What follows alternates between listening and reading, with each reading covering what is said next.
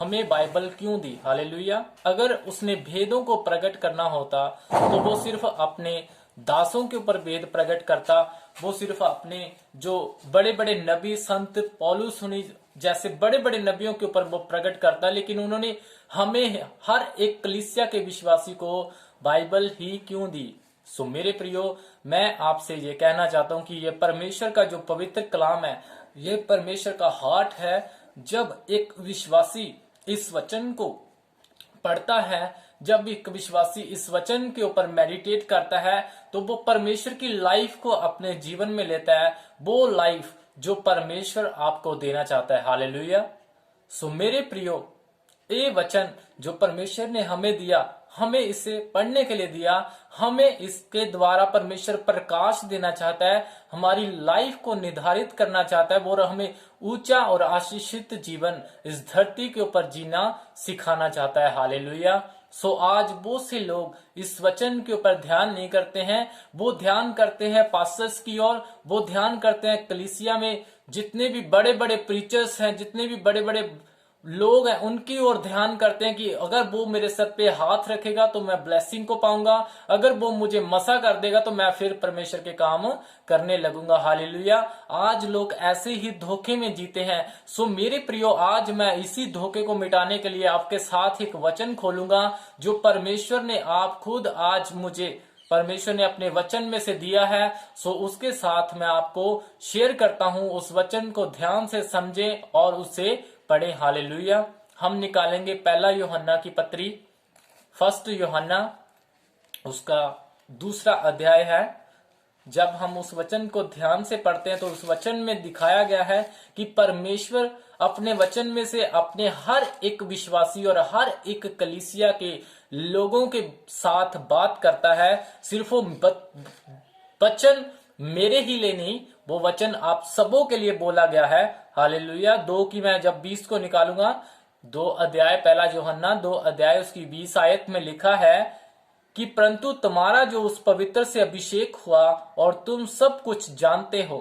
Hallelujah. मैं तुम्हें इसलिए नहीं लिखा कि तुम सत्य को नहीं जानते, इसीलिए कि उसे जानते हो, और इसीलिए कि कोई झूठ सत्य की ओर से नहीं। झूठा कौन है? केवल वह जो यीशु मसीह होने का इनकार करता है और मसीह का विरोधी है, जो पिता की ओर से पुत्र का इनकार करता है। हालेलुया। इस वचन में क्या लिखा? 20 वचन में कि परंतु तुम्हारा अभिषेक जो पवित्र से हुआ है। पवित्र कौन? यीशु मसीह के द्वारा।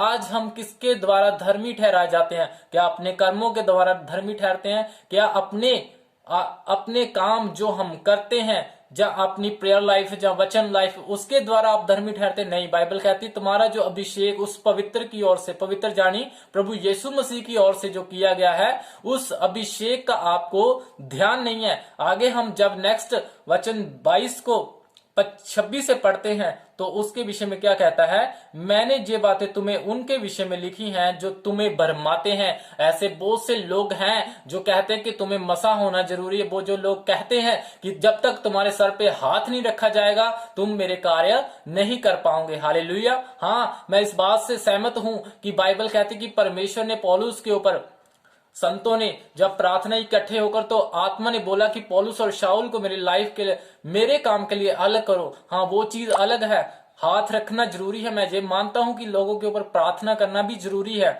पर लेकिन जो अभिषेक परमेश्वर ने ऑलरेडी आपका कर दिया है, अब उसको बढ़ाना या घटाना ये आपके ऊपर निर्भर करता है, ना कि परमेश्वर के दास के ऊपर। हालेलुया। परमेश्वर का दास आपके ऊपर हाथ रख के आपके ऊपर दुआ कर सकता है, प्रार्थना कर सकता है, और अगर उस मसे को आप बरकरार नहीं रखते तो फिर उनका हाथ रखना बेकार होगा। हालेलुया। सो इसीलिए अगर आपका वचन के ऊपर ध्यान नहीं है, वचन की गहरी नॉलेज के ऊपर ध्यान नहीं, तो आप कंफ्यूजन में रहोगे। आप सोच विचार करोगे यार मेरे सर के ऊपर भी कोई हाथ रख दे, मुझे भी मसा कर दे तो मैं पास्टर बन जाऊंगा, मैं प्रीचर बन जाऊंगा, मैं सेवक बन जाऊंगा। ऑलरेडी बाइबल कहती तुम सेवक हो, ऑलरेडी बाइबल कहती तुम आशीषित हो, ऑलरेडी बाइबल कहती कि तुम्हें परमेश्वर ने जो अभिषेक कर दिया, उससे बढ़कर कौन अभिषेक तुम्हारा कर सकता है? हालेलुया। उससे बढ़कर कौन तुम्हारा अभिषेक कर सकता है? क्योंकि वचन कहता है कि तुम्हें भरमाते हैं। हालेलुया।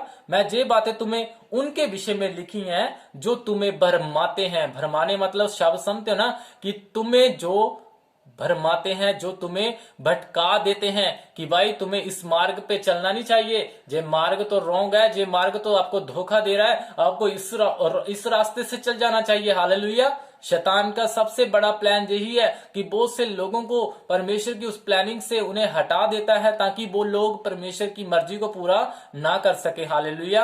आज इस कलीसिया में भी बहुत सारे लोग, आज की कलीसिया, उसमें भी बहुत सारे ऐसे लोग हैं जो आपको भरमा सकते हैं, जो आपको भटका सकते हैं कि आप उसी चर्च में जाओ, आप उस चर्च में चले जाओ, आप उस चर्च में चले जाओ। चर्च में जाना परमेश्वर के साथ संगति करना है। हालेलुया।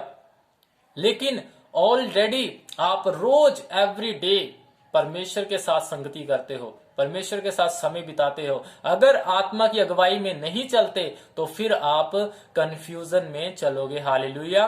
अगर आप परमेश्वर के उस अभिषेक के ऊपर ध्यान नहीं करोगे जो परमेश्वर ने अपना लहू बहाकर, अपना खून देकर आपको जो किया है, उसके ऊपर आप ध्यान नहीं करोगे तो आप धोखा ही खाओगे। हालेलुया। क्योंकि बाइबल कहती है, मैं तुम्हें उनके विषय में लिखी हैं जो तुम्हें भरमाते हैं, परंतु तुम्हारा वह अभिषेक जो उसकी ओर से किया गया तुम्हें बना रहता है। और बाइबल कहती है कि वह तुम्हें सिखाता है।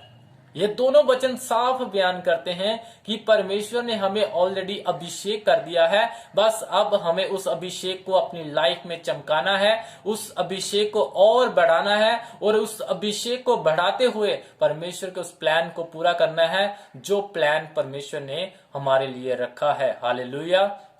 आज आपने इस शॉर्ट मैसेज में समझा है कि परमेश्वर ने आपका अभिषेक किया है।